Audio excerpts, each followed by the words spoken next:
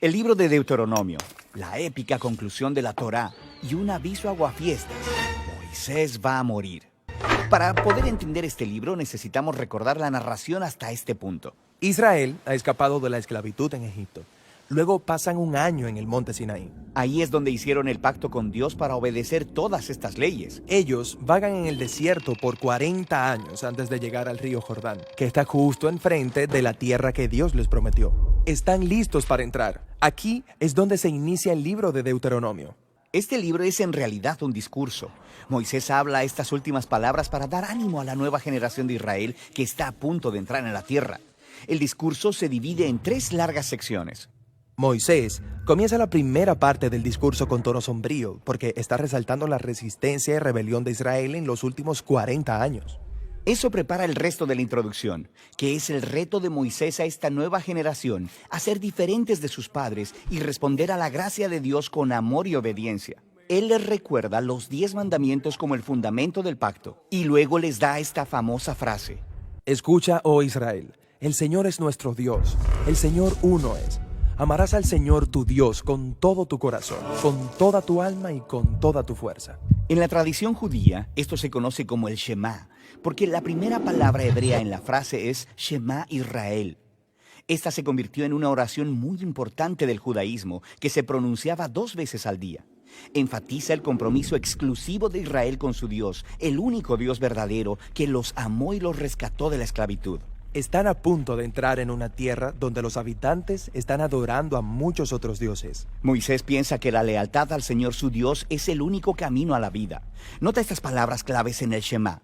Escucha y ama. Encontrarás estas palabras por todos lados en la introducción de este discurso. La palabra escucha en hebreo significa más que solo dejar entrar ondas sonoras en tus oídos. Incluye la idea de responder a lo que oyes. Para Israel, esto significa responder a la gracia de Dios obedeciendo las leyes del pacto. Escuchar siempre está seguido de amar. Sí, el amor es la verdadera motivación para obedecer las leyes. Israel no obedecerá sin amor y ellos no aman verdaderamente si no obedecen. A lo largo de todo el libro hay una fuerte conexión entre amar y escuchar.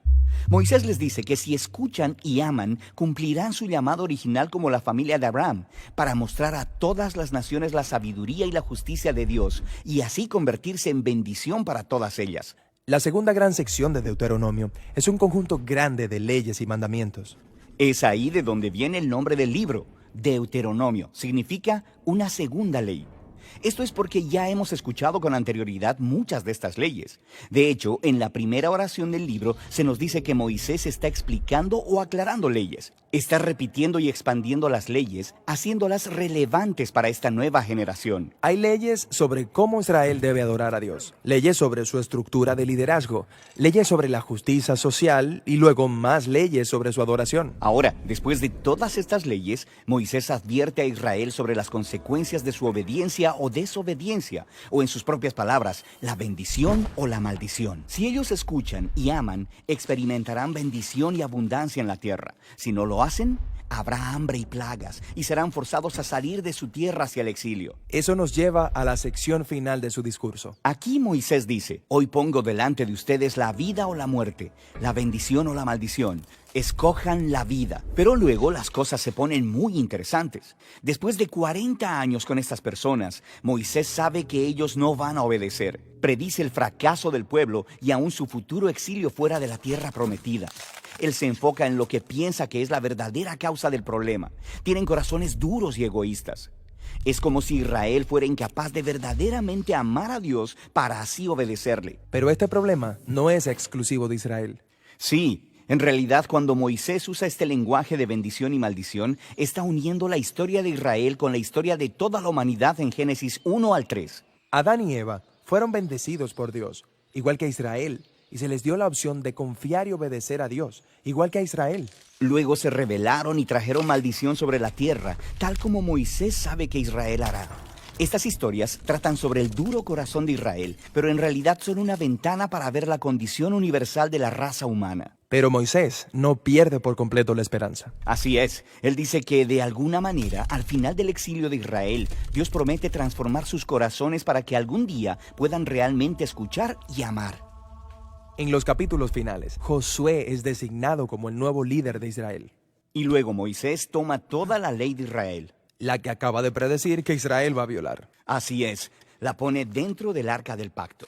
Luego Moisés sube a la cima de una montaña para poder ver la tierra prometida desde lejos. Luego muere, y así es como termina la Torá. Que es un lugar extraño para terminar la historia. Justo ahí, en el punto culminante, ¿obedecerán la ley y vivirán fielmente en la tierra o no? La historia continúa justamente con Josué, el siguiente libro de la Biblia. Pero este es el final de la Torá y ha sido finalizada ahí por una razón. La Torá está escrita para aquellos que están fuera de la tierra o quienes todavía están esperando el cumplimiento de la promesa de Dios de bendecir a todo el mundo. Ahora, mientras cada generación lea la Torá, serán llamados a anhelar lo que Moisés anheló. Un nuevo corazón transformado, el cual algún día podrá verdaderamente escuchar y amar.